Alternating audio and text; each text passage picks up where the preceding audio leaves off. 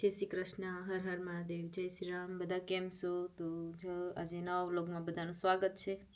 ચાલો, તો સવારમાં આજે તો ઘરનું બધું ક્લિનિંગ તો થઈ ગયું છે જલ્દીથી, અને વાસણ ધોવાના બાકી છે, તો એ ફિનિશ કરીએ. તો અહીંયા સવારમાં વાસણ ઘસવાનું કામ લઈ લીધું છે.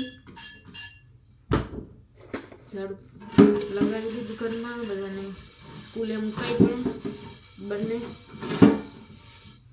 પ્રફુલ પણ કામ પર નીકળી ગયા. આપણું બાકીનું કામ રહ્યું છે.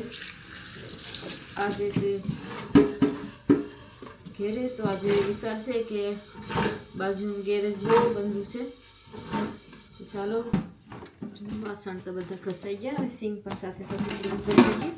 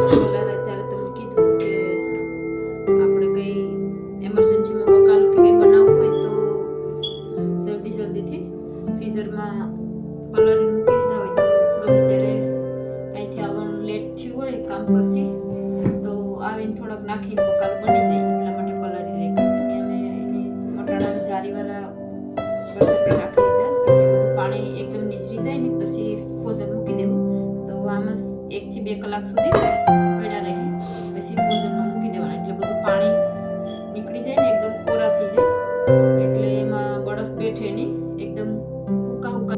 મેં હવે નીકળી ગઈ છે બધું ક્લીન કરીને ગેરેજ ક્લીન કરવા માટે. તો ગેરેજમાં શું અખાડો છે અને પેલા લઈ લઈએ. તો આજથી પેલા ગેરેજમાં ક્લીનિંગનું કામ છે. જો રાઈસ બધા લાવી કપડાં પહેરીને છે, કેમ કે ઘર કરતાં વધારે અહીંયા ઠંડી લાગે છે.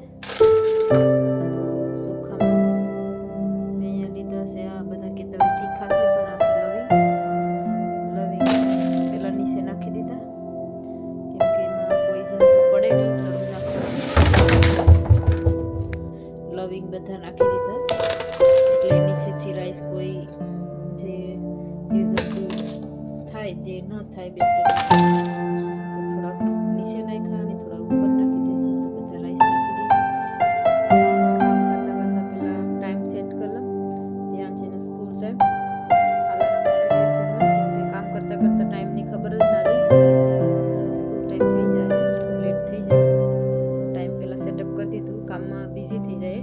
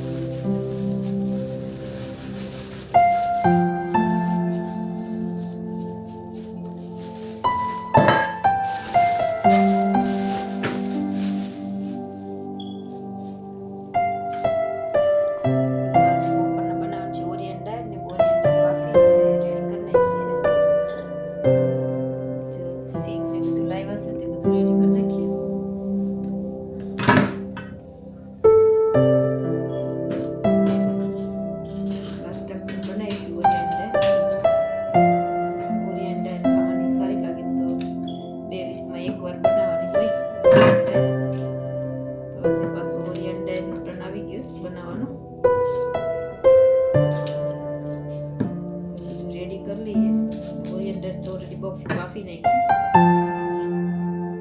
એટલે ઇઝીથી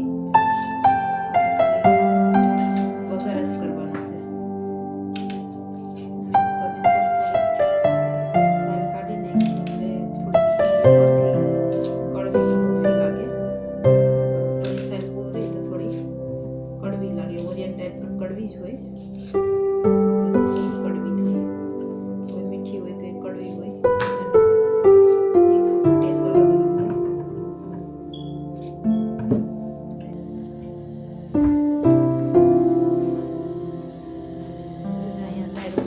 રેડી કરી નાખીશ.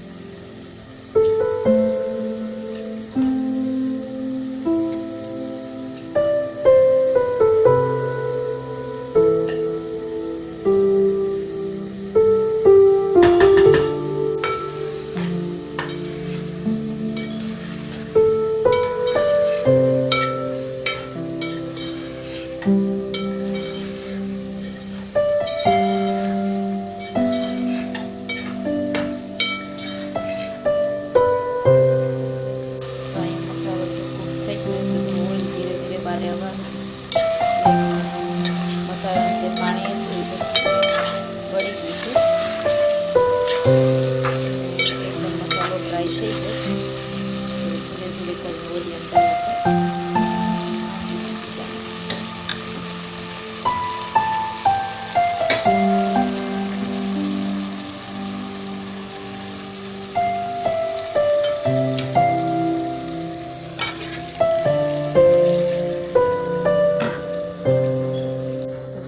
પાણી નાખી દીધું છે ઓરિયન ફ્રાઈમાં, કે રાઈસ સાથે ખાવાનું છે તો વઘાર જોઈએ એટલે પાણી થોડું વધારે નાખ્યું છે. તો અહીંયા આજની દાળ ને ભાત રેડી થઈ ગયું છે ઓરિયાની. ચાલો તો જમવા.